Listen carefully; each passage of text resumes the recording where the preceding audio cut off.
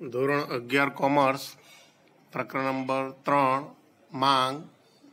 આ પ્રકરણમાં આપણે અગાઉ પ્રશ્ન જોયો તો માંગ એટલે શું, માંગને અસર કરતા પરિબળો. હવે આજનો એક 2 ગુણમાં પૂછાય એવો ટૂંકો પ્રશ્ન છે કે માંગ વિધેય એટલે શું, માંગ વિધેય કોને કહેવાય. તો અહીંયા આગળ તમને માંગ વિધેયનો અર્થ આપ્યો છે કે 2 કે તેથી વધુ પરિબળો વચ્ચેના કારણ અને અસર વચ્ચેનો સંબંધ વિધેય કહેવામાં આવે છે. ટૂંકમાં બરાબર કે અહીંયા આગળ વસ્તુની કિંમત અને કિંમતને અસર કરતા પરિબળો વચ્ચેનો જે વિધેયાત્મક સંબંધ એને માંગ વિધેય તરીકે ઓળખવામાં આવે છે. બરાબર કે અહીંયા આગળ વસ્તુ કે સેવાની માંગ અને તેને અસર કરતા પરિબળોને કાર્યકરણનો સંબંધ રજૂ કરે છે. વ્યક્તિગત રીતે વસ્તુની માંગ તે વસ્તુની કિંમત, વ્યક્તિની અભિરુચિ, પસંદગી, વ્યક્તિની આવક, સંબંધિત વસ્તુની કિંમત, વસ્તીનું પ્રમાણ વગેરે જેવા પરિબળો ઉપર આધારિત હોય છે. એટલે કે આ વસ્તુની જે કિંમત છે એ કિંમત એ આગળ વ્યક્તિગત પરિબળો કયા કયા તો આપણે હમણાં કીધું એ પ્રમાણે કે વ્યક્તિની અભિરુચિ, પસંદગી, વ્યક્તિની આવક, સંબંધિત વસ્તુની કિંમત, વસ્તીનું પ્રમાણ, આ બધા પરિબળો પર આધારિત હોય છે અને એને અસર થતી હોય છે. તો આમ આ કિંમત અને બરાબર કે તેને અસર કરતા પરિબળો વચ્ચેનો જે વિધેયાત્મક સંબંધ જે રજૂ કરવામાં આવે છે એને માંગ વિધેય તરીકે ઓળખવામાં આવે છે.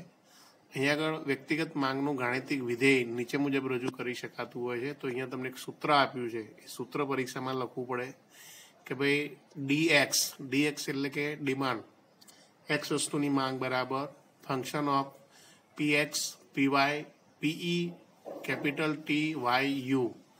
એટલે કે અહીંયા આગળ દરેકનો પછી આપણે મિનિંગ લખવું પડે કે ભાઈ એક્સ વસ્તુની માંગ, ડીએક્સ એટલે કે એક્સ વસ્તુની માંગ, એફ અહીંયા આગળ ફંક્શન જે વિધેયની સંજ્ઞા છે, ત્યાર પછી પીએક્સ એક્સ વસ્તુની કિંમત, પીવાય એટલે કે વાય વસ્તુની કિંમત જે સંબંધિત વસ્તુની કિંમત કહેવાય છે, અને પીઈ ભવિષ્યની કિંમતો અંગેની અટકળો, ત્યારબાદ ટી એટલે ગ્રાહકની અભિરુચિ અને પસંદગી, વાય જે ગ્રાહકની આવક તરીકે ઓળખવામાં આવે છે, અને યુ એટલે કે અન્ય પરિબળો, અધર ફેક્ટર્સ. તો આ રીતે માંગ વિધેય એટલે શું, તેને આ પ્રશ્નનો જવાબ યાદ રાખવાનો. પરીક્ષામાં 2 થી 3 ગુણમાં પૂછી શકાય કે ભાઈ માંગ વિધેય એટલે કે 2 કે તેથી વધુ પરિબળો વચ્ચેના કારણ અને કાર્યકરણનો સંબંધ, તેની અસર વચ્ચેનો સંબંધ દર્શાવતું હોય વિધેય કહેવામાં આવે છે. અને આમ કિંમત અને કિંમતને અસર કરતા પરિબળો વચ્ચેનો જે વિધેયાત્મક સંબંધ એને માંગ વિધેય તરીકે ઓળખવામાં આવે છે. બરાબર, અહીંયા માંગ વિધેયની એક આ વ્યાખ્યા અને માંગ વિધેયનું આ સૂત્ર કે DX is equal to function of PX, PY, PE T Y U, બરાબર એ રીતે ઓળખવામાં આવે છે. તો આમ અર્થશાસ્ત્રમાં ઘણા હેતુઓ માટે વસ્તુની કિંમત અને તેની માંગ વચ્ચેનો સંબંધ તારવવામાં આવે છે, જેમાં કિંમત સિવાયના માંગને અસર કરતા અન્ય પરિબળો બરાબર એને પણ ધ્યાનમાં લેવામાં આવે છે અને આવા પરિબળોને સ્થિર ધારી લેવામાં આવતા હોય છે. તો આ રીતે માંગ વિધેયનો એક આ ટૂંકો પ્રશ્ન યાદ રાખો. હવે એના પછીનો એક સૌથી મહત્વનો અગત્યનો જે પ્રશ્ન છે, મોસ્ટ આઈએમપી પ્રશ્ન કહેવાય છે. બરાબર, વિદ્યાર્થી મિત્રો પરીક્ષામાં 1લી, 2જી અને 3જી 3 કસોટીમાં લગભગ આ પ્રશ્ન પૂછાતો હોય છે.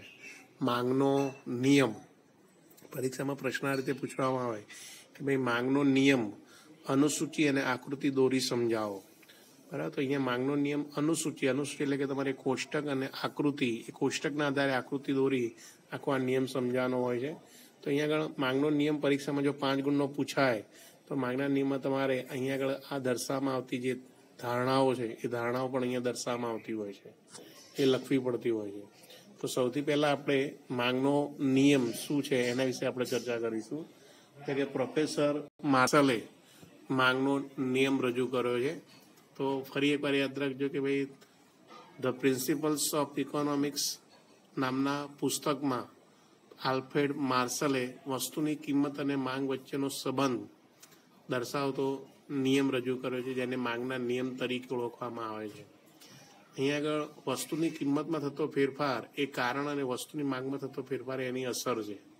એટલે કે અહીંયા આગળ માર્શલ એવું દર્શાવે છે કે ભાઈ કિંમતમાં ફેરફાર થાય છે એને કારણે માંગમાં શું પરિવર્તન આવે છે એ બાબત અહીંયા દર્શાવવામાં આવે છે.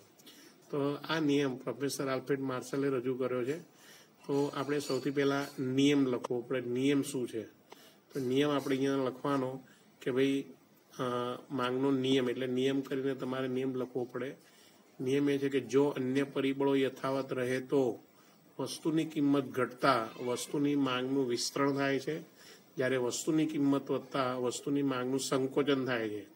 આમ વસ્તુની કિંમત અને માંગ વચ્ચે વ્યસ્ત સંબંધ છે. વિદ્યાર્થીઓ પરીક્ષામાં આ પ્રશ્નમાં એક વાક્યના પ્રશ્નમાં પણ પૂછાય કે માંગનો નિયમ જણાવો. તો નિયમમાં તમારે આ લખવાનું. ફરી એકવાર યાદ રાખજો કે જો અન્ય પરિબળો યથાવત રહે તો વસ્તુની કિંમત ઘટતા વસ્તુની માંગનું વિસ્તરણ એટલે કે વસ્તુની માંગ વધે છે, ત્યારે વસ્તુની કિંમત વધતા વસ્તુની માંગનું સંકોચન એટલે કે વસ્તુની માંગ ઘટે છે. આમ વસ્તુની કિંમત અને માંગ વચ્ચેનો વ્યસ્ત સંબંધ છે. બરાબર, આ નિયમ તરીકે ઓળખાય છે. બરાબર, ટૂંકમાં આવું યાદ રાખી શકો કે જો વસ્તુની કિંમત ઘટે તો માંગ વધે અને વસ્તુની કિંમત વધે તો માંગ ઘટે છે. આમ વસ્તુની કિંમત અને માંગ વચ્ચેનો વ્યસ્ત સંબંધ છે. હવે આ સંબંધ કેવી રીતે, તો આપણે એને આ નિયમમાં ધારણાઓ અને બરાબર કે ધારણાઓ પછી અનુસૂચિ અને અનુસૂચિ બધી આકૃતિ દ્વારા સમજાવી શકાય. તો સૌથી પહેલા આપણે ધારણાઓ જોઈશું. તો કે ધારણાઓ એટલે શું, તો કે અહીંયા વસ્તુની કિંમત અને માંગ વચ્ચેનો જે વ્યસ્ત સંબંધ આપણે દર્શાવવાનો આવે છે, એ સંબંધને દર્શાવતા પહેલા કેટલાક પરિબળોને અહીંયા આગળ સ્થિર ધારી લેવામાં આવે છે. બરાબર, કે આ નિયમ આપણે રજૂ કરીએ છીએ, નિયમ દરમિયાન કેટલાક પરિબળોને સ્થિર ધારી લેવામાં આવે છે, એને ધારણાઓ તરીકે ઓળખવામાં આવે છે.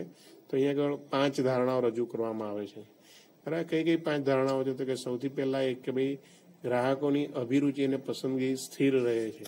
એટલે એનો મતલબ એમ કે ભાઈ આપણે આ નિયમ જ્યારે રજૂ કરીએ છીએ દરમિયાન ગ્રાહકોની અભિરુચિ અને પસંદગીમાં કોઈ ફેરફાર થતો નથી. આપણે આ નિયમમાં અહીંયા આગળ જે વસ્તુ લઈએ છીએ પસંદગી તરીકે, તો ગ્રાહક એ વસ્તુમાં કોઈ પણ પ્રકારનો ફેરફાર કરતો નથી, એની પસંદગી અભિરુચિ બદલતો નથી. એમ તો કે ગ્રાહકોની અભિરુચિ અને પસંદગી સ્થિર રહે છે આ નિયમ જ્યારે સાબિત થાય છે દરમિયાન. બીજું કે ગ્રાહકોની આવક સ્થિર રહે છે. જ્યારે આપણે આ નિયમ સમજાવતા હોય છે એ દરમિયાન ગ્રાહકોની આવકમાં કોઈ વધારો કે ઘટાડો થતો નથી. જેટલી આવક હોય છે એટલી જ આવક સ્થિર રહેતી હોય છે. અવેજી અને પૂરક વસ્તુની કિંમતો સ્થિર રહે છે. અવેજી એટલે કે જે અહીંયા નક્કી કરેલી નિયમમાં વસ્તુ એ સિવાયની અન્ય એની અવેજી વસ્તુ કે પૂરક વસ્તુની કિંમતમાં કોઈ ફેરફાર થતો નથી. ભવિષ્યની કિંમતો અંગેના અનુમાનો કરવામાં આવતા નથી. એટલે કે ભવિષ્યમાં વસ્તુની કિંમતો એના ભાવ વધે છે કે ઘટે છે એવી કોઈ ભવિષ્યવાણી કરવામાં આવતી નથી. અને વસ્તીનું પ્રમાણ સ્થિર રહે છે. તો કે આ નિયમ સાબિત કરીએ છીએ દરમિયાન વસ્તીના પ્રમાણમાં કોઈ વધારો કે ઘટાડો થતો નથી. એ રીતે અહીંયા આગળ આવી આ 5 ધારણાઓ નક્કી કરવામાં આવતી હોય છે. તો ફરી એકવાર યાદ રાખજો કે તમને ઘણી વખત અલગ પ્રશ્ન તરીકે પૂછાતી હોય છે કે માંગના નિયમની ધારણાઓ જણાવો. તો કે 5 ધારણાઓ છે કે ભાઈ ગ્રાહકોની અભિરુચિ અને પસંદગી સ્થિર રહે છે, ગ્રાહકોની આવક સ્થિર રહે છે, અવેજી અને પૂરક વસ્તુની કિંમતો સ્થિર રહે છે, ભવિષ્યની કિંમતો અંગેના અનુમાનો કરવામાં આવતા નથી, વસ્તીનું પ્રમાણ સ્થિર રહે છે. હવે આ નિયમને આપણે અનુસૂચિ દ્વારા દર્શાવવામાં આવે છે. તો કે અનુસૂચિ એટલે શું, આવો એક પ્રશ્ન આપણને થવો જોઈએ. કારણ કે અત્યાર સુધી તમે કોષ્ટક શબ્દ સાંભળ્યો હોય, કોઠો શબ્દ સાંભળ્યો હોય, પણ અનુસૂચિ કોને કહેવાય? તો એક માર્કમાં પ્રશ્ન તરીકે પણ પૂછી શકાય. તો આ શબ્દ તમારે આ વાક્યમાં અંડરલાઈન કરીને એને યાદ રાખી શકો કે ભાઈ માંગની અનુસૂચિ એટલે શું. તો કે કોઈ એક ગ્રાહક કોઈ એક ચોક્કસ સમયે જુદી જુદી કિંમતે વસ્તુના કેટલા એકમો ખરીદવાની તૈયારી દર્શાવે છે, તે દર્શાવતી યાદીને માંગની અનુસૂચિ કહેવામાં આવે છે. ફરી એકવાર યાદ રાખજો, કોઈ એક ગ્રાહક કોઈ એક ચોક્કસ સમયે જુદી જુદી કિંમતે વસ્તુના કેટલા એકમો ખરીદવાની તૈયારી દર્શાવે છે, તે દર્શાવતી યાદીને માંગની અનુસૂચિ કહેવામાં આવે છે. અહીંયા આગળ તમને માંગની અનુસૂચિમાં કે ભાઈ ગ્રાહક અહીંયા આગળ કોઈ એક વસ્તુના એકમો ખરીદે છે અથવા એ એકમોની માંગ કરે છે જુદી જુદી કિંમતે, એ દર્શાવતું કોષ્ટક એને અનુસૂચિ તરીકે ઓળખવામાં આવે છે. તો આપણે આ નિયમ સાબિત કરવાનો છે. તો કે આ નિયમમાં આવી એક કાલ્પનિક અનુસૂચિ બનાવવી પડે. તમે કોઈ પણ અનુસૂચિ બનાવી શકો, યાદ રહી શકે એ રીતે. તો અહીંયા આગળ એક અનુસૂચિ બનાવી છે કે તમે જોઈ શકો છો કે જેમાં દૂધની કિંમત દર્શાવવામાં આવી છે અને દૂધની માંગ લીટરમાં દર્શાવવામાં આવેલી છે. તો કે અહીંયા આગળ માંગની અનુસૂચિ જે બતાવી છે, માંગની અનુસૂચિ કરીને તમારે નીચે કોષ્ટક લખવાનું અને કોષ્ટકની અંદર આ રીતે કે ભાઈ દૂધની કિંમત 50 રૂપિયા હોય ત્યારે દૂધની માંગ કેટલી છે, તો કે 1 લીટર જેટલી છે.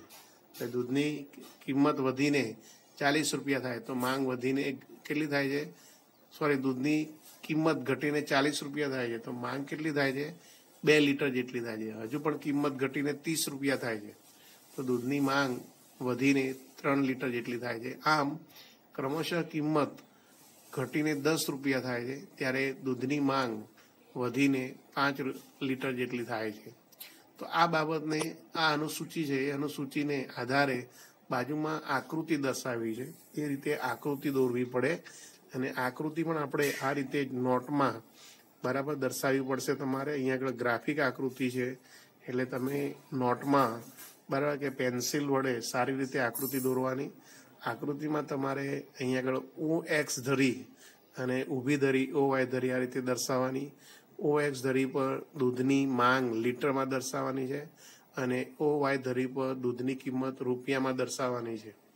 બીજું કે અહીંયા આગળ એ વસ્તુ ધ્યાન રાખવાનું છે કે ભાઈ દૂધની જે માંગ OX ધરી પર આપણે દર્શાવીએ છીએ એના જે એકમો તો કે 0 થી આપણે 1, 2, 3, 4, 5, 6 જે દર્શાવ્યા છે એક સરખા અંતરે દર્શાવવાનો છે.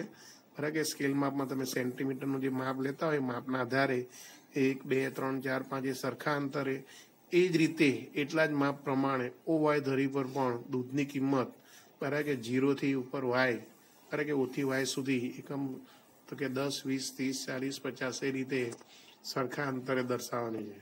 તો તમારી અહીંયા આગળ આકૃતિ એક સીધી રેખામાં આવશે, બાકી વાંકી ચૂકી આકૃતિ આવવી જોઈએ નહીં. તો એક આ વસ્તુ ધ્યાન રાખજો.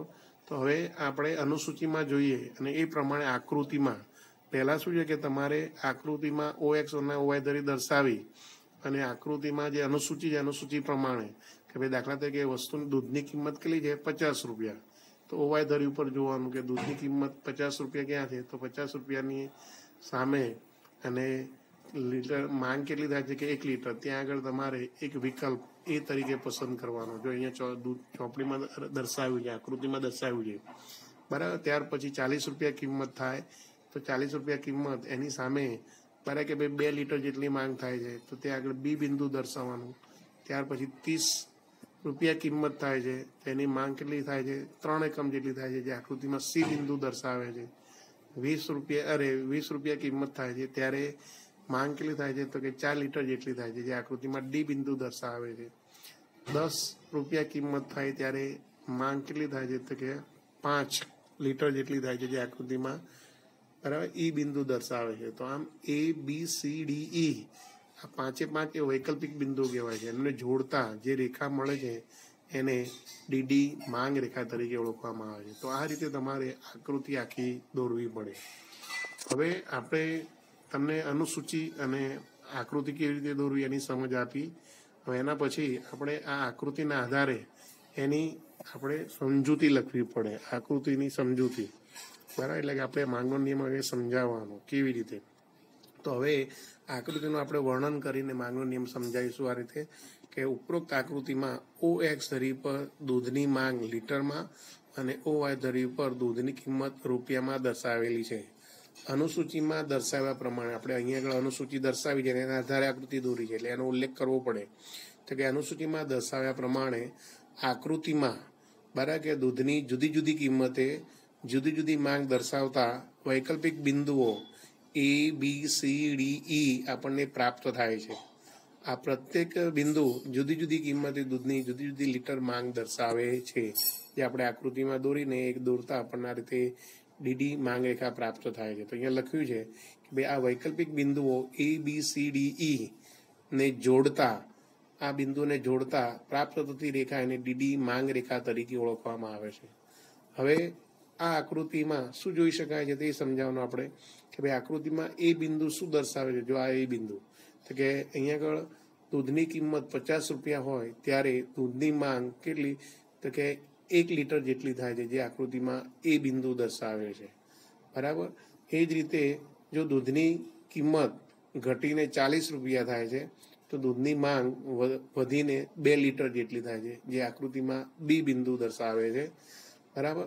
હવે એ જ રીતે ક્રમશઃ બરાબર કે દૂધની કિંમત ઘટીને 10 રૂપિયા થાય છે ત્યારે દૂધની માંગ ક્રમશઃ વધીને કેટલી તો કે અહીંયા આગળ 5 લીટર જેટલી થાય છે જે આકૃતિમાં E બિંદુ દર્શાવે છે. આમ આકૃતિમાં આપણને A, B, C, D, E જેવા વૈકલ્પિક બિંદુને જોડતા પ્રાપ્ત થતી રેખા એને DD માંગ રેખા કહેવામાં આવે છે. આ DD માંગ રેખા ડાબી બાજુથી જમણી બાજુ ઉપરથી નીચે તરફ ગતિ કરે છે. ડાબી બાજુ એટલે આપણે આકૃતિ છે એની સામે હોઈએ તો આપણો જે ડાબો હાથ છે એ ઊંચો કરો તો તમને ખ્યાલ હશે ડાબી બાજુ ઊંચેથી તે આ માંગ રેખા જમણી બાજુ નીચે તરફ ઢળે છે, જે ઉપરથી નીચે તરફ પ્રાપ્ત થાય છે, બરાબર, જે ઋણ ઢાળ ધરાવે છે એમ કહી શકાય છે. આમ ડીડી માંગ રેખા એ ઋણ ઢાળ ધરાવે છે એમ કહેવામાં આવે છે. તો આમ વસ્તુની કિંમત એટલે કે દૂધની કિંમત અને માંગ વચ્ચેનો અહીંયા આગળ આપણને જે સંબંધ પ્રાપ્ત થાય છે એ વ્યસ્ત સંબંધ પ્રાપ્ત થાય છે. અહીંયા જોઈ શકાય છે કે જેમ જેમ દૂધની કિંમતમાં ઘટાડો થતો જાય છે એમ માંગમાં શું થતો જાય છે? વધારો. એ જ રીતે આપણે માંગ રેખામાં નીચેથી ઉપર તરફ જોઈએ તો જેમ જેમ દૂધની કિંમત વધતી જાય એમ માંગમાં શું થતો જાય છે? ઘટાડો થતો જાય એવું કહી શકાય છે. તો આમ અહીંયા આગળ માંગનો નિયમ સાબિત કરી શકાય છે. તો ફરી એકવાર આની સમજૂતી શું લખીશું યાદ રાખજો કે ભાઈ આકૃતિમાં OX ધરી પર દૂધની માંગ લીટરમાં અને OY ધરી પર દૂધની કિંમત બરાબર રૂપિયામાં દર્શાવેલી છે. અનુસૂચિ મુજબ આકૃતિ દોરતા આકૃતિમાં બરાબર કે જુદી જુદી કિંમતે દૂધની જુદી જુદી માંગ દર્શાવતા વૈકલ્પિક બિંદુઓ ABCDE આપણને પ્રાપ્ત થાય છે. આ જુદા જુદા વૈકલ્પિક બિંદુને જોડતા પ્રાપ્ત થતી રેખા એ ડીડી માંગ રેખા છે, જે આકૃતિમાં જોઈ શકાય છે. હવે આકૃતિમાં દૂધની કિંમત ₹50 હોય ત્યારે દૂધની માંગ 1 લીટર જેટલી થાય છે, જે આકૃતિમાં એ બિંદુ દર્શાવે છે. એ જ રીતે આકૃતિમાં દૂધની કિંમત ઘટીને ₹40 થાય છે ત્યારે દૂધની માંગ વધીને 2 લીટર જેટલી થાય છે, જે આકૃતિમાં બી બિંદુ દર્શાવે છે. આમ ક્રમશઃ દૂધની કિંમત ઘટીને ₹10 થાય ત્યારે દૂધની માંગ વધીને 5 લીટર જેટલી થાય છે, જે આકૃતિમાં ઈ બિંદુ દર્શાવે છે. આમ આકૃતિમાં બરાબર કે જુદી જુદી કિંમતે જુદી જુદી માંગ દર્શાવતા વૈકલ્પિક બિંદુઓ ABCDE ને જોડતા ડીડી માંગ રેખા પ્રાપ્ત થાય છે, જે ડાબી બાજુ ઉપરથી જમણી બાજુ નીચે તરફ ગતિ કરે છે, જે આકૃતિમાં અહીંયા આગળ ઋણ ઢાળ ધરાવે છે. તો આમ માંગ રેખા ઋણ ઢાળ ધરાવે છે, જે દર્શાવે છે કે વસ્તુની કિંમત અને માંગ વચ્ચેનો વ્યસ્ત સંબંધ છે. બરાબર. તો આમ માંગનો નિયમ બરાબર કે અહીંયા આગળ વસ્તુની કિંમત વધે તો માંગ ઘટે છે અને વસ્તુની કિંમત ઘટે તો માંગ વધે છે એવું સાબિત કરે છે એમ કહી શકાય છે. તો આ રીતે આખો આ પ્રશ્ન તમારે માંગનો નિયમ લખવાનો આવે પરીક્ષામાં. વિદ્યાર્થી મિત્રો યાદ રાખજો, પરીક્ષામાં પહેલા શું લખવાનું? માંગનો નિયમ કોણે રજૂ કર્યો? પ્રોફેસર આલ્ફ્રેડ માર્શલે. પછી તમારે નિયમ લખવાનો. કયો નિયમ? જો અન્ય પરિબળો યથાવત રહે તો વસ્તુની કિંમત ઘટતા વસ્તુની માંગનું વિસ્તરણ થાય છે અને વસ્તુની કિંમત વધતા વસ્તુની માંગનું સંકોચન થાય છે. આમ વસ્તુની કિંમત અને માંગ વચ્ચે વ્યસ્ત સંબંધ છે. પછી શું લખવાનું? ધારણાઓ. આ 5 ધારણાઓ દર્શાવવાની.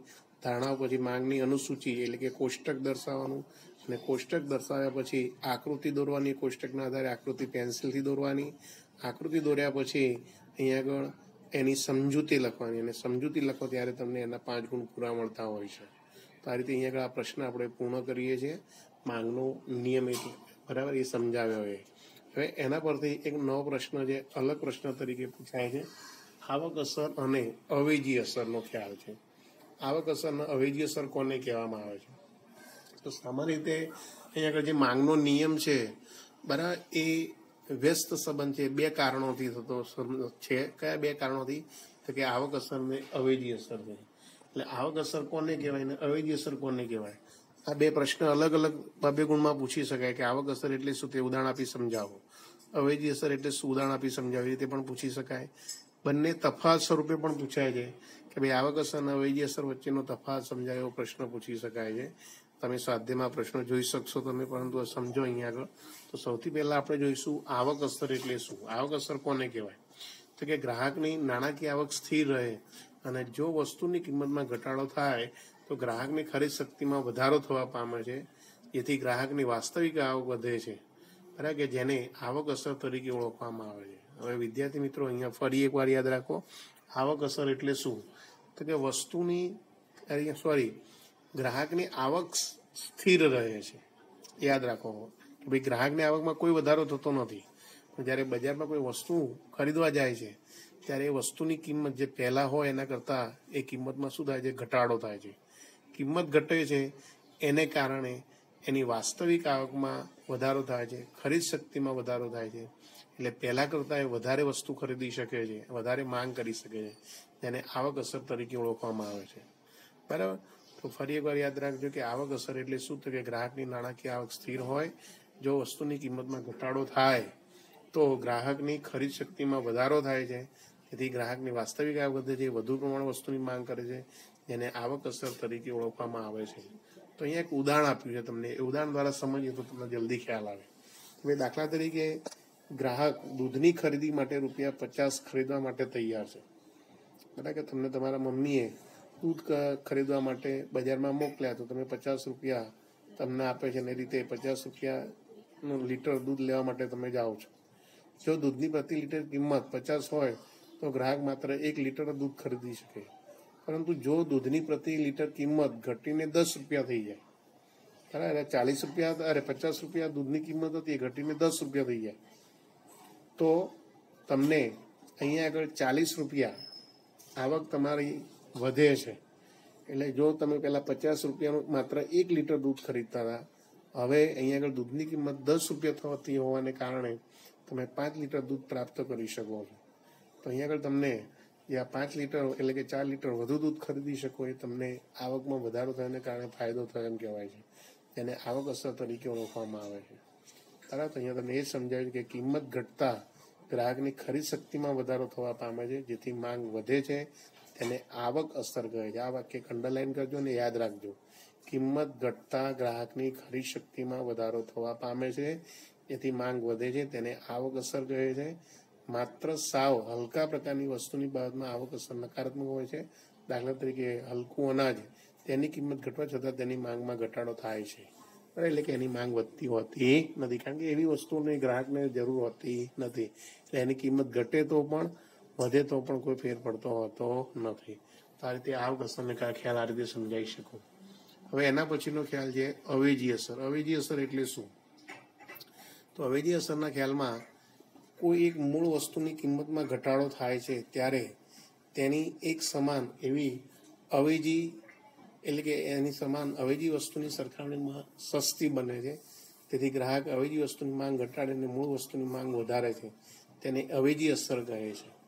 અવેજી શબ્દ આપણે પહેલા પણ આવી ગયો છે. શરૂઆતમાં ગયા લેક્ચરમાં આપણે વાત કરી હતી કે ભાઈ અવેજી વસ્તુ કોને કહેવાય છે? કે કોઈ એક વસ્તુના બદલામાં અન્ય વસ્તુ એના જેવી જ વસ્તુનો ઉપયોગ કરી શકાય, અને અવેજી વસ્તુ કહેવામાં આવે છે. તો અહીંયા આગળ એ જ વ્યાખ્યા આપી છે કે કોઈ એક મૂળ વસ્તુની કિંમતમાં ઘટાડો થાય છે ત્યારે તેની એક સમાન એવી અવેજી વસ્તુની સરખામણીમાં આ વસ્તુ સસ્તી બને છે.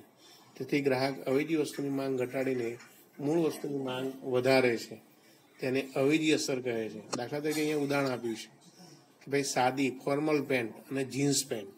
અહીંયા આગળ પેન્ટ બે પ્રકારના આવે છે કે ઘણા વિદ્યાર્થીઓ આપણે પુરુષો જીન્સનું પેન્ટ પહેરતા હોય છે, અને ઘણા જે સાદું પેન્ટ પહેરતા હોય છે. સાદું પેન્ટ એને ફોર્મલ પેન્ટ કહેવામાં આવે. આ બંને પેન્ટની અવેજી વસ્તુઓ જો પૈકી જો સાદું પેન્ટ પણ પહેરી શકાય, જીન્સનું પેન્ટ પણ પહેરી શકાય, પણ બંને એકબીજાની અવેજી છે. કે ઘણાને સાદું પેન્ટ ફાવતું હોય તો જીન્સ ફાવતું હોતું નથી, જીન્સ ફાવે તો સાદું ફાવતું નથી, એવું હોતું હોય છે. તો અહીંયા આગળ જો સાદી પેન્ટની કિંમત ઘટે ત્યારે તેની અવેજી જીન્સ પેન્ટની કિંમત સ્થિર રહે, એટલે કે જીન્સ પેન્ટની કિંમતમાં કોઈ વધારો થતો નથી. તો ગ્રાહકોને આ બંને પેન્ટ વચ્ચેની કિંમતની સરખામણી કરતા સાદી પેન્ટ એને સસ્તી લાગે છે, તેથી તે સાદા પેન્ટની માંગ વધારીને જીન્સ પેન્ટની માંગ શું કરે છે? ઘટાડે છે. બરાબર, અહીંયા સમજો ઉદાહરણમાં શું કહેવા માંગે છે? અહીંયા આગળ બે પ્રકારના પેન્ટ છે, જીન્સ પણ છે અને ફોર્મલ સાદું પેન્ટ પણ છે. બરાબર, જીન્સના પેન્ટની કિંમતમાં કોઈ જ ફેરફાર થતો નથી, પરંતુ સાદા પેન્ટની કિંમતમાં ઘટાડો થાય છે. એટલે ગ્રાહક અહીંયા આગળ બંને પ્રકારના પેન્ટની કિંમતોની સરખામણી કરે છે. એમાં એને બરાબર કે સાદું પેન્ટ સસ્તું લાગે છે, પરંતુ એની માંગ કરે છે, અને જીન્સની પેન્ટની માંગ કરતું નથી. તો એને અવેજી અસર તરીકે ઓળખવામાં આવે છે. તો આમ આવક અસર કે જેમાં કિંમત ઘટાડો થાય છે, એને કારણે ગ્રાહકની ખરીદ શક્તિ વધે છે અને વધુ માંગ કરે છે, એ આવક અસર તરીકે ઓળખવામાં આવે છે. અવેજી અસર તો કે એક સમાન એવી વસ્તુની કિંમતમાં ઘટાડો થવાને કારણે મૂળ વસ્તુની માંગને બદલે અવેજી વસ્તુની માંગમાં વધારો કરે છે, તો એને અવેજી અસર તરીકે ઓળખવામાં આવે છે. તો આ બંને ખ્યાલ એક યાદ રાખવાના, આવક અસરના અવેજી અસરનો ખ્યાલ. અલગ અલગ પ્રશ્ન તરીકે 2 ગુણમાં પૂછી શકાય, 1 ગુણમાં પણ પૂછી શકાય, અને તફાવત સ્વરૂપમાં પણ પૂછી શકાય. તો આવી રીતે તૈયાર કરવા. હવે એના પછી આગળનો એક નવો પ્રશ્ન છે માંગના નિયમના અપવાદો. કે ભાઈ માંગના નિયમના અપવાદો. આપણે નિયમ જોયો, હવે નિયમ સાચો જ છે એવું હંમેશા આપણે કહી શકતા નથી. કેમ? કારણ કે એના કેટલાક અપવાદો છે. અપવાદો એટલે શું છે કે ભાઈ માંગ જે વ્યસ્ત સંબંધ દર્શાવે છે એનાથી વિરુદ્ધ કેટલીક સ્થિતિ જોવા મળતી હોય છે અને માંગના નિયમના અપવાદો તરીકે ઓળખવામાં આવતા હોય છે. તો અહીંયા આગળ માંગના નિયમના અપવાદો આપવામાં આવ્યા છે, જે પરીક્ષામાં અલગ 3 ગુણના પ્રશ્ન તરીકે પૂછાતો હોય છે કે ભાઈ માંગના નિયમના અપવાદો સમજાવો, એવો પ્રશ્ન છે. તો માંગના નિયમના અપવાદો કેટલા છે? તો કે અહીંયા આગળ 4 અપવાદો છે. પ્રતિષ્ઠા મૂલ્ય ધરાવતી વસ્તુઓ, અત્યંત સસ્તી વસ્તુઓ, હલકા પ્રકારની વસ્તુઓ અને ગ્રાહકોની પસંદગી. આ 4 બાબતોમાં માંગનો નિયમ સાચો પડતો નથી, જેને માંગના નિયમના અપવાદો તરીકે ઓળખવામાં આવે છે. તો ફરી એકવાર યાદ રાખજો કે માંગના નિયમના અપવાદો કેટલા છે? તો કે 4. કયા કયા? તો કે પ્રતિષ્ઠા મૂલ્ય ધરાવતી વસ્તુઓ, અત્યંત સસ્તી વસ્તુઓ, હલકા પ્રકારની વસ્તુઓ અને ગ્રાહકોની પસંદગી. તો સૌથી પહેલા આપણે સમજીએ કે અપવાદ એટલે શું. તો કે માંગના નિયમની ધારણાઓ પરિપૂર્ણ થવા છતાં કેટલાક બાબતોમાં અપવાદ જોવા મળે છે. હવે એ કેવી રીતે? તો કે માંગના નિયમથી દિશાના જે ફેરફારો નોંધવામાં આવે છે, બરાબર, એને માંગના નિયમના અપવાદો કહેવામાં આવે છે. એટલે કે વિરુદ્ધ દિશામાં. કે દાખલા તરીકે નિયમ આપણને એવું કહે છે કે ભાઈ વસ્તુની કિંમત ઘટે તો માંગ વધે છે અને વસ્તુની કિંમત વધે તો માંગ ઘટે છે. પરંતુ અહીંયા કેટલીક બાબતોમાં વસ્તુની કિંમત ઘટવા છતાં માંગ વધવાને બદલે શું થાય છે? ઘટે છે.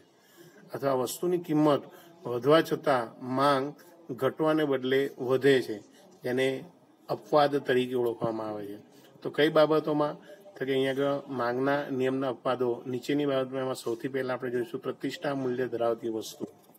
તો અહીંયા આગળ પ્રશ્ન એક થાય કે ભાઈ પ્રતિષ્ઠા મૂલ્ય ધરાવતી વસ્તુઓ એટલે શું? પ્રતિષ્ઠા મૂલ્ય ધરાવતી વસ્તુઓ કોને કહેવામાં આવે?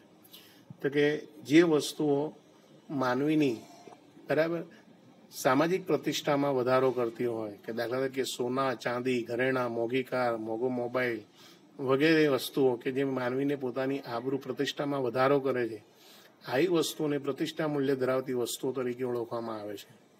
સમાજમાં કેટલાક વ્યક્તિઓ પોતાનો માન મોભો, દાખલા તરીકે ધનિક લોકો, શ્રીમંત લોકો પોતાનો માન મોભો અને આબરૂ, બરાબર, જળવાઈ રહે તે માટે સોના ચાંદીના ઘરેણાં, મોંઘી કાર, મોંઘો મોબાઈલ વગેરે જેવી વસ્તુઓ નો ઉપયોગ કરે છે અને પ્રતિષ્ઠા મૂલ્ય ધરાવતી વસ્તુઓ કહેવાય છે.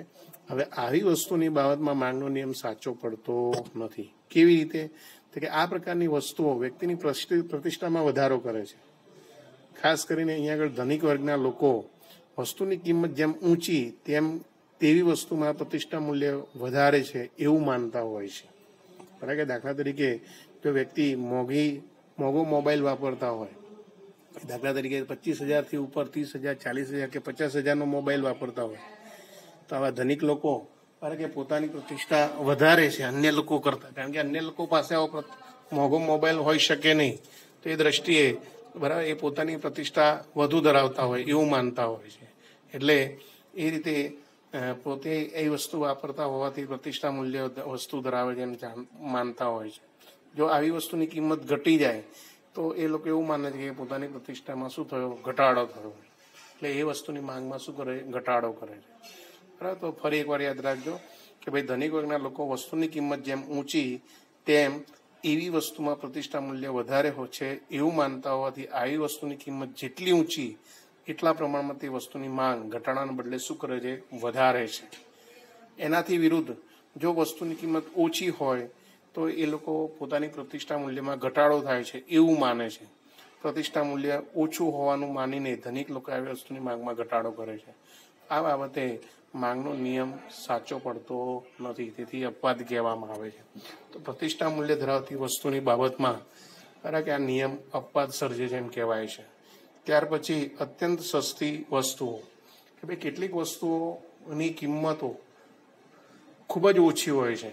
હવે આવી વસ્તુની કિંમતો ઘટે અથવા વધે તો પણ એની માંગમાં ખાસ કોઈ ફેરફાર થતો હોતો નથી, ત્યારે આ નિયમ અપવાદ કહેવામાં આવે છે. ભાઈ અત્યંત સસ્તી વસ્તુ એટલે કેવી? તો કે દાખલા તરીકે મીઠું, દિવાસળી, ટાંકણી, સમાચાર પત્ર, અગરબત્તી કહીએ આપણે, તો આવી વગેરે વસ્તુઓ પાછળ ગ્રાહકની માંગ, બરાબર, કે ઓછી થતી હોય છે અથવા માંગ થાય પરંતુ આવકનો ઓછો ભાગ ખર્ચાતો હોય છે. તેથી આવી વસ્તુને અત્યંત સસ્તી વસ્તુ તરીકે ઓળખવામાં આવે છે. આવી વસ્તુની કિંમતમાં વધારો ઘટાડો થવા છતાં ગ્રાહકની વસ્તુ પાછળ કુલ ખર્ચમાં કોઈ વિશેષ ફેરફાર થતો હોતો નથી. કારણ કે દાખલા તરીકે આપણે જોઈએ છીએ કે ભાઈ ટાંકણી કે સ્ટેપલર પિનની કિંમતમાં ઘટાડો થાય તો લોકો આવી વસ્તુની માંગ વધારે કરતા હોતા નથી. એ જ રીતે આપણે ઘરમાં વાપરતા હોઈએ છીએ મીઠુંની કિંમત ખૂબ જ ઓછી હોય છે. મીઠાની કિંમતમાં ચલો વધારો થાય બરાબર, તો કે લોકો એની માંગ કંઈ વધારે કરતા હોતા એની માંગ ઘટાડી દેતા હોતા નથી. અથવા વસ્તુની અને મીઠુંની કિંમત બરાબર કે ઘટી જાય તો લોકો કંઈ એની વધારે પ્રમાણમાં માંગ કરતા હોતા નથી. તો આ રીતે મીઠું, ટાંકણી, દિવાસળી આવી વસ્તુ એવી છે કે જેની કિંમત બહુ જ નોર્મલ હોય છે, બહુ જ ઓછી હોય છે, સસ્તી હોય છે. એટલે આવી વસ્તુની કિંમતમાં વધારો થાય અથવા ઘટાડો થાય તો ગ્રાહકો એની માંગમાં વધુ કંઈ ફેરફાર કરતા હોતા નથી. એ જ રીતે હલકા પ્રકારની વસ્તુઓ, આ એક મુદ્દો ખાસ યાદ રાખવાનો, જે અલગ પ્રશ્ન તરીકે પણ પૂછાતો હોય છે. મિત્રો યાદ રાખજો કે ભાઈ હલકા પ્રકારની વસ્તુ એટલે શું.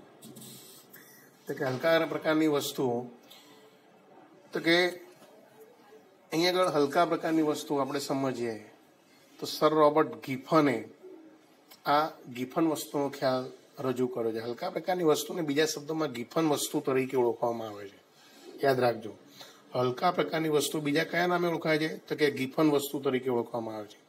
તો ગિફન વસ્તુ શા માટે કહેવામાં આવે છે તો કે આ વસ્તુ હલકા પ્રકારની વસ્તુ એટલે કેવી વસ્તુ તો કે જેવી કે બરાબર કે અહીંયા આગળ સામાન્ય વર્ગના લોકો જે વાપરતા હોય એવી વસ્તુઓ, તો કે જુવાર છે, બાજરી છે, બરાબર, અહીંયા આગળ બરછટ કાપડ છે, વનસ્પતિ ઘી છે, આવી વસ્તુઓને હલકા પ્રકારની વસ્તુઓ તરીકે ઓળખવામાં આવે છે.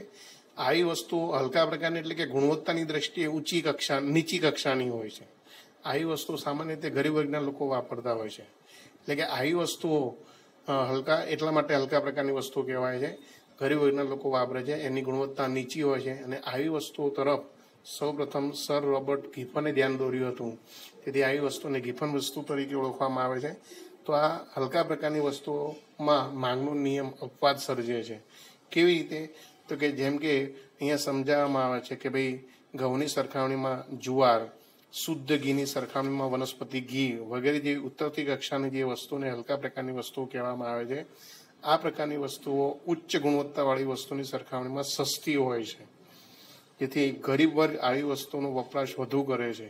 તેથી હલકા પ્રકારની વસ્તુ જેમ કે જુવારની કિંમત ઘટતા ગરીબ વર્ગોની વાસ્તવિક આવક વધે છે. તેથી તેઓ ગરીબ વર્ગ જુવારની સરખામણીમાં ઘઉંની ખરીદી કરવા માટે પ્રેરાય છે. કારણ કે આવા ગરીબ લોકો જુવાર, કારણ કે પોતાની પાસે આવક ઓછી હોય છે, એટલે આવક ઓછી હોવાને કારણે હંમેશા એ નીચી ગુણવત્તાવાળી વસ્તુનો ઉપયોગ વધુ કરતા હોય છે. પણ જ્યારે આવી જુવાર જેવી વસ્તુની કિંમતમાં ઘટાડો થાય છે ત્યારે એ લોકો એની માંગ ઘટાડે છે અને સારી વસ્તુ, ઘઉં જેવી સારી વસ્તુની માંગમાં વધારો કરતા હોય છે. બરાબર, જાડા ચોખાની જગ્યાએ બાસમતી ચોખા જેવી વસ્તુની માંગ કરતા હોય છે. બરાબર, તો આ રીતે અહીંયા આગળ હલકા પ્રકારની વસ્તુઓની બાબતમાં માંગનો નિયમ સાચો પડતો નથી, એટલે અપવાદ કહેવામાં આવે છે. અને એક છેલ્લો મુદ્દો છે ગ્રાહકોની પસંદગી. ગ્રાહકોની પસંદગીની બાબતમાં આ માંગનો નિયમ અપવાદ કહેવામાં આવે છે. તો અહીં આપણે જોયું કે વસ્તુની કિંમત વધે તો માંગ ઘટે, પરંતુ ઘણી વખત ગ્રાહક જ્યારે કોઈ ચોક્કસ પ્રકારની વસ્તુ માટે પોતાની ધારણા બાંધી લે છે ત્યારે આવા ગ્રાહકોના વલણોને કારણે તે વસ્તુની કિંમત વધતી હોવા છતાં માંગમાં ઘટાડો થતો નથી, અથવા વસ્તુની કિંમત ઘટતી હોવા છતાં વસ્તુની માંગ વધારતો નથી. હવે દાખલા તરીકે તમે કોઈ ચોક્કસ પ્રકારની વસ્તુની તમારી ચોઈસ હોય, પસંદગી હોય, બરાબર, એ વસ્તુનો પ્રત્યે તમે શોખ ધરાવતા હોય, એનો આગ્રહ ધરાવતા હોય, તો આવી વસ્તુની કિંમત ગમે તેટલી વધે છતાં પણ તમે એની માંગમાં ઘટાડો કરતા નથી. દાખલા તરીકે તમને બરાબર કે અહીંયા આગળ ચોક્કસ પ્રકારની ટૂથપેસ્ટ, બરાબર કે તમે વર્ષોથી કોલગેટનો ઉપયોગ કરતા હોય અથવા ફોરેન્સનો ઉપયોગ કરતા હોય, બરાબર, તો આવી જે કોલગેટ છે, ટૂથપેસ્ટ અથવા તો બીજી કોઈ અન્ય ઊંચી ક્વોલિટીની ટૂથપેસ્ટનો તમે ઉપયોગ કરતા હો, હવે એની કિંમતમાં ગમે તેટલો વધારો થતો હોય પણ તમને એ વર્ષોથી ફાવટ આવી ગઈ હોય, એની ગમતી હોય, તો એની કિંમત વધવા છતાં પણ તમે એની માંગમાં ઘટાડો કરતા નથી. એ રીતે તમે ઊંચી ક્વોલિટીના કોઈ જૂતા એટલે અહીંયા આગળ બૂટ ચંપલની વાત કરવામાં આવી છે, તો ઊંચી ક્વોલિટીના બાટા કે એવી કોઈ સારી કંપનીના બરાબર કે તમે શૂઝ પહેરવા ઈચ્છતા હો અને એ પહેલેથી એને પહેરવાના આગ્રહી હો, તો એની કિંમતમાં ભલે ગમે તેટલો વધારો થતો હોય પણ તમે એની માંગમાં ઘટાડો કરતા નથી. તો આ રીતે ઘણી બધી એવી વસ્તુઓ છે કે ભાઈ તમે નાહવાના સાબુ વાપરતા હો, અમુક ઘરમાં કેટલીક વપરાશ એવી વસ્તુઓ હોય છે કે એની આપણી પસંદગી હોય છે, તો એની કિંમતો ભલે ગમે તેટલી વધે છતાં પણ આપણે એની માંગમાં ઘટાડો કરતા હોતા નથી. ત્યારે આ નિયમ ત્યાં લાગુ પડતો નથી. તો આમ ગ્રાહકની પસંદગી અમુક વસ્તુ પ્રત્યે સ્થિર રહેતી હોવાથી ત્યાં માંગનો નિયમ લાગુ પડતો નથી, તેથી તે અપવાદ કહેવાય છે. તો આમ માંગનો નિયમના આ 4 અપવાદો છે. પ્રતિષ્ઠા મૂલ્ય ધરાવતી વસ્તુની બાબતમાં માંગનો નિયમ સાચો પડતો નથી. અત્યંત સસ્તી વસ્તુ ધરાવતી બાબતમાં, હલકા પ્રકારની વસ્તુઓની બાબતમાં તેમજ ગ્રાહકોની પસંદગી બરાબર બદલાતી ન હોવાથી માંગનો નિયમ અહીંયા સમજાવી શકાતો નથી, એટલે કે અપવાદ કહેવામાં આવે છે. તો અહીંયા આગળ આપણે માંગના નિયમના અપવાદો આપણે પૂર્ણ કરીએ છીએ અને આની સાથે આપણે અહીંયા આગળ પ્રશ્ન પણ પૂરો કરીએ છીએ. તો આમ આપણે આજે અહીંયા આગળ જુદા જુદા પ્રશ્નોની ચર્ચા કરી, જેમાં સૌથી પહેલા પ્રશ્ન આપણે વાત કરી કયો તો કે માંગ વિધેય એટલે શું, પહેલા એની ચર્ચા કરી. બીજો પ્રશ્ન માંગનો નિયમ અનુસૂચિ અને આકૃતિ દોરી સમજાવો, એના વિશે ચર્ચા કરી. ત્રીજો પ્રશ્ન જોયો આપણે એના પછી આવક અસર એટલે શું, બરાબર એનો ઉદાહરણ આપી ખ્યાલ સમજાવો. ચોથો અવેજી અસર એટલે શું, તેનો ખ્યાલ ઉદાહરણ આપી સમજાવો. ત્યાર પછી આપણે માંગના નિયમની બરાબર અપવાદોની ચર્ચા કરીએ. માંગના નિયમના અપવાદો 3 ગુણમાં પૂછાતા હોય છે. તો માંગના નિયમના અપવાદો આપણે જુદા જુદા જોયા. પ્રતિષ્ઠા મૂલ્ય ધરાવતી વસ્તુ, અત્યંત સસ્તી વસ્તુ, હલકા પ્રકારની વસ્તુ અને ગ્રાહકની પસંદગી. તો આટલે સુધી આ પ્રશ્નનો જવાબ તૈયાર કરી અને આ રીતે લખીને મોઢે કરી જવા. વિદ્યાર્થી મિત્રો યાદ રાખજો કે હવે આપણે અહીંયા આગળ જે પરીક્ષા નજીક આવે છે એકમ કસોટી, બરાબર એમાં આ પ્રકરણ પૂછાવાનું છે. તો એને લગતા આ ટૂંકા પ્રશ્નોના વૈકલ્પિક પ્રશ્નો તૈયાર કરવા, ખાસ કરીને પ્રકરણ 1, 2, 3ના જે આપણા સ્વાધ્યાયના પ્રશ્નો ખાસ તૈયાર કરવાના અને એમાંથી જ પૂછાતું હોય છે એ તૈયાર કરવાનો આગ્રહ રાખવો. Okay, thank you.